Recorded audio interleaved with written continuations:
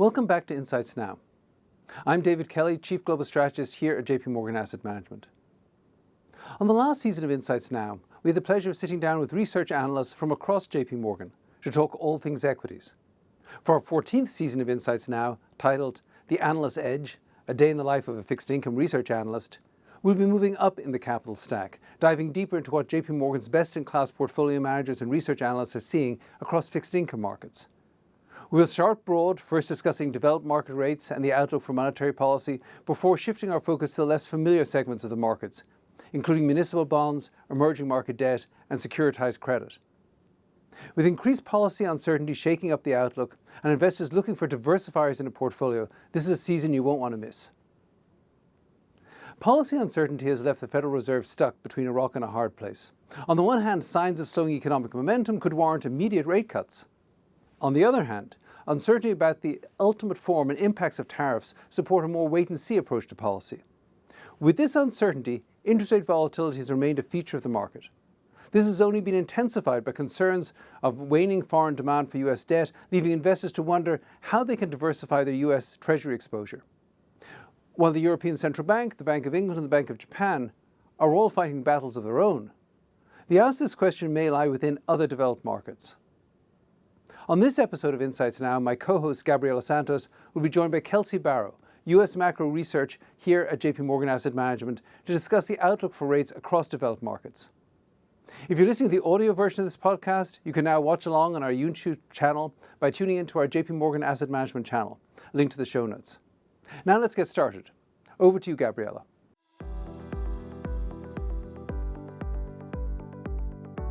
Thank you so much, David. Kelsey, so much to talk about. Yes. Rate volatility has picked up again in fixed income markets. And we've even been getting some questions. Is the Fed likely to intervene to calm down some of this volatility like they did in 2020? So I guess the question to you is, has the bond market been functioning properly? And how do we know if it is or isn't? Right. So I'll start with the punchline that is, yes, the bond market is functioning properly, which is why you haven't seen the Fed need to intervene. What the Fed is most interested in when it's looking at market functioning is short-term or overnight funding rates and the volatility in those funding rates. Those have actually been fairly stable. The other thing that the Fed is looking at is the difference between credit availability and cost of credit. So we've seen stress in the market result in more expensive cost of credit. Essentially, spreads have widened. But availability of credit, that's what the Fed is most concerned about. If you're a company and you have debt maturing tomorrow, can you roll it over? If you're a company that has a urgent transaction, M&A transaction that needs to get done, can you get the funding? And the answer has been throughout this year, yes. That is available. Now, where I think that the market narrative around bond market functioning really came into some more pressure was the week after Liberation Day, where you saw yields rise, Treasury yields rise sharply, while the equity market was underperforming. And there were two things that we were watching. The first was deleveraging of popular macro trades that were held by investors that all needed to be unwound at once, which resulted in a lot of selling of treasuries. Now, the other thing we were watching ended up being more of a false flag, which was concern over foreign selling. Foreign official institutional selling of treasuries in a retaliatory fashion. The data, with hindsight being 2020, of course, has not borne that out. In fact, according to the Treasury allotment data, foreign demand has actually been fairly steady within the Treasury market and more recent auctions when the Treasury has been raising debt. So far the plumbing is working. Yes. The Fed doesn't need to step in, even if we continue seeing some day-to-day volatility in yields and credit spreads moving higher at the moment. One other question we've been getting a lot from investors is this idea of diversification and the role of core fixed income. And there was a bit there in the first quarter, especially February. Bond yields fell as you started to see a correction in equities, so really doing its part there to diversify portfolios. Yep. But then you saw yields move higher again in March, and especially during some moments in April. Do you still think investors are looking to Treasuries as diversifiers to portfolios? And you mentioned foreign investors, including foreign investors. So we do believe that Treasuries ultimately still serve as a diversifier in portfolios, and there have been a couple of technical and fundamental factors that have muddied the water more recently, some of them which I think are more in the rearview mirror. So we talked about the deleveraging trade, the fact that there were levered players that had to sell Treasuries all at once. We think that positioning is mostly cleaned up. On the foreign side, the demand has continued to be strong despite fears of sell America. I would view this trade as less about sell America and more about rebalancing. Yep. We knew that coming into this year, through the course of multiple years, investors got very overweight U.S. assets more broadly. And some of that has to be rebalanced. Now, the other sticky factor that was impacting correlations over the last month has been concerns about Fed independence. And this is a tough one. More recently, President Trump has comforted markets by saying that he does not intend to fire Powell. But this is something that created a lot of instability, particularly in the long end of the Treasury curve. Now, if I look forward, putting some of those short-term fears aside, ultimately, we do think that Treasuries still serve as a really strong diversifier in portfolios when push comes to shove. If the data starts to look recessionary, we do expect safe haven demand to increase and the Fed to be cutting to at least 3%. Now, if I look at the price action during the initial Liberation Day move, 10-year Treasury yields moved below 4% very briefly. They touched 3.90. Now, I do think the direction of Treasury yields should be biased lower over time, but that was probably just a bit of an overshoot because the hard data has yet to confirm that the Fed needs to be cutting rates aggressively. And while we do think the Fed is going to cut rates, we think that they're going to be very methodical and wait for the data to play out before they have the evidence to go and cut rates. And that's a good question. In terms of the Fed reacting to policy and specifically policy's impact on the data, they really do seem a lot more reactive. So as the year goes on, what kind of responses do you think we should expect from the Fed around some of the impact of policy and most importantly, the full agenda of this new administration? So the full agenda is tricky because it is always changing, and so we need to be cognizant of that. But I would say that the policy mix we've gotten from the Trump administration so far, the biggest surprise has been that it is less supportive for growth than initially thought. Now, so far, that's really just playing out in terms of heightened uncertainty, which eventually should feed through into the hard data via less capital investment, less employment, but we haven't necessarily seen it yet. And at the same time, investors are still trying to consider the possibility that other parts of the agenda will be better for growth. So one of them, of course, is deregulation. Now, bank deregulation specifically, we actually think could be a net positive for demand for Treasuries. But in terms of the other agenda items, the big question is tax cuts. And the challenge with tax cuts is that the deficit is still a binding constraint. And if Congress doesn't police itself, the risk is that the bond market polices Congress. And so ultimately, we're a bit skeptical that you're going to get a lot of positive impulse from taxes outside of just the basic extension of TCJA. So tying that back into the Fed, ultimately, if the growth outlook becomes less supportive and the Fed remains independent and is convinced that inflation expectations remain well anchored, we do expect them to be cutting rates to support growth later in the year. But a key there is inflation expectations remaining anchored and the Fed remaining independent. And as you're going through every day, especially these days, right, there's such a deluge of information you're trying to process around policy and around trying to tease out the actual impacts on the data itself and how rates are going to respond. How do you do it all? What's a typical day like for Kelsey? It's a 24/7 market. So honestly, the day doesn't start in the morning. I honestly say it starts the night before. So I like to watch how Asia is opening. So you have the cash Treasury markets, which close very briefly at 5 o'clock New York time, and then they reopen at 8. And it's interesting to see in that Asia opening, sometimes the market, Asia is catching up to what happened in the US, and you see a continuation of the current trading pattern. Sometimes you actually see a fading of the events of the day, which is a very informative thing. Ultimately, the Treasury market is the most liquid and most efficient market out there. And so every day, we get real-time information on how investors are thinking and interpreting data live as it comes out. So if you think about a payrolls report that comes out at 8:30, you get instantaneous market reaction that is very efficient.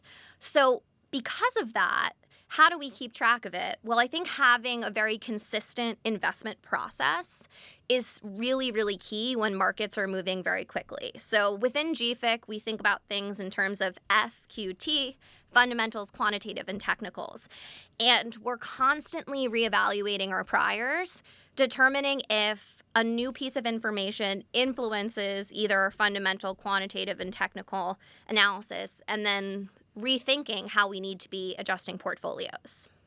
And take us through a week for you, Kelsey. And I'm thinking about this because I know there are a lot of Super Bowls in rates markets.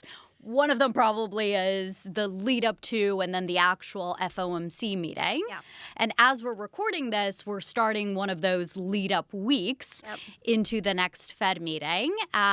Is that just a similar day-to-day as to what you were just describing, or is there different stuff that happens? It's funny you mentioned that, Gabby, because we were just kind of going through one of the first key exercises we do ahead of each FOMC meeting, which is we actually get a survey from the New York Fed that we fill out as the representatives for JP Morgan Asset Management. The New York Fed sends it to asset managers and primary dealers, and it goes through all of our expectations. It's aggregated. It's released to the public every meeting before the FOMC. It's something that they use for information gathering, but it's also really good for us to kind of think through the nuances of the FOMC meeting and start thinking about how we want to be potentially adjusting positioning. So thinking about everything from changes to the statement, changes to the balance of risks, if it's a SEP meeting where there's a revised dot plot, kind of going through all of that detail. Also things like how the balance sheet is going to evolve, QT, all of those kind of more granular issues. We start thinking about that about 2 weeks before. About 2 weeks before. And have there been more surprises than recently, would you say? Or does it kind of play out as you're gaming out 2 weeks leading into it? It depends. So I like to start doing my write-up ahead of time because it is kind of fun to see what we anticipated correctly. But I would say in general, the Fed has had a very consistent communication style. And kind of bringing this back to rates a little bit, where you have seen more stability within core fixed income this year has actually been in the front end of the curve. And I think that is a function of how well the Fed's been able to communicate despite a pretty highly uncertain kind of universe and world that we're in right now. And that core high-quality fixed income, that 1 to 5 year point, has been very well supported because the Fed has been able to avoid surprises and keep the market pretty well informed about how its reaction function is evolving. So do you still see for the rest of the year a lot more of the volatility continuing in the long end, more related to some technical factors or policy or whatever it might be? I do think that we're in an era of elevated term premium, and that's likely not to go away too quickly. But there are mitigating factors. It's hard to, as a rates analyst, not acknowledge that the Treasury Secretary, keeps the 10-year Treasury yield as a key benchmark of his success. And so it will be interesting to see how the Fed and the Treasury interplay in terms of trying to manage volatility and funding costs in the long end. But ultimately, I think the bias of risk both to front end and longer end yields as over the course of the year is for them to move lower. And, the thing that we continue to watch is the extent to which the weakness in the soft data translates to the hard data, and also continuing to feel comfortable that the inflation shock from tariffs is going to be one time in nature. That to us is really a function of the labor market picture and wages. As long as wages continue to moderate, that's a key sign for us. And the last question here that I keep grappling with is that idea around the soft data to the hard data. Are there any early indicators you look at in terms of that transmission, and what is it telling us at the moment? It's challenging. It does feel like we're back in the COVID times as it relates to trying to find real-time, high-frequency indicators, whether it be credit card data, job openings data that's released on a higher frequency by job search websites, shipping data, which you can start looking at that's more real-time. Initial claims, that's a weekly series. All of those things right now are actually still indicating that there is some stability, particularly the labor market data. So initial claims, job openings, they're telling us that, while things have been moderating, they haven't necessarily started decelerating rapidly. But the anecdotal evidence suggests there's a significant amount of downside risk, and I think we do have to take that type of evidence into account. Might just take a little longer to show up in the hard data. Kelsey, were you always this passionate about the Fed, monetary policy, rates? How did this all begin? Well, I would say for the last 15 years or so, I definitely have been very passionate about it. But, my journey to finding financial markets and to finding economics and studying the Federal Reserve was, a combination of luck and being in the right place at the right time. But probably, the key pivotal point for me was participating in a competition called the College Fed Challenge, which is run by the regional Federal Reserve banks, where I essentially got a crash course in becoming a Fed watcher back when I was in college. That sounds really, really fun. It was really, really fun. It was essentially a crash course where, you get to use Bloomberg, you get to interact with economists in the industry, and it really set me up to be in a unique position when I joined JP Morgan because of the skills that I had learned in terms of interpreting the tea leaves of Fed speak and things like that. Well, I guess this defines fun for Kelsey and Gabby. Perhaps for listeners that are equally passionate or not, just interested in learning more, just a suggestion for keeping up with everything rates related, whether it's a book or a podcast or a movie, both internal to JP Morgan as well as something externally that you think is super valuable. Well, internally, I think that the resources that the Market Insights team have are absolutely invaluable. And they're things that even I use to keep up with, changes in the market and changes in valuations. I would say a bit off the beaten path, but for me, what was really interesting that helped me learn about how things work within financial markets was and is going back and reading historical speeches by prior Fed chairs like Ben Bernanke and Janet Yellen. If you go back and read some of the speeches that Ben Bernanke gave during the GFC and after the GFC on how things like quantitative easing and forward guidance worked, they were essentially like college lectures to help the markets understand this shift in regime. Similarly, with Chair Janet Yellen, her expertise was in the labor market. And if you go back through time, she has given some very interesting speeches that give you historical perspective and also a framework for thinking about the world. And so, those aren't necessarily going to help you with the current times, but I think there is something to be learned in history that can be translated till today. Absolutely. Thank you so much, Kelsey. This has been really fun. And thank you to our listeners and watchers for your time. Please be sure to check out some of our upcoming episodes, as we're going to be speaking to fellow fixed income research analysts about a whole variety of topics, from emerging market debt to investment grade credit, high yield credit, securitized. So please be sure to check it out.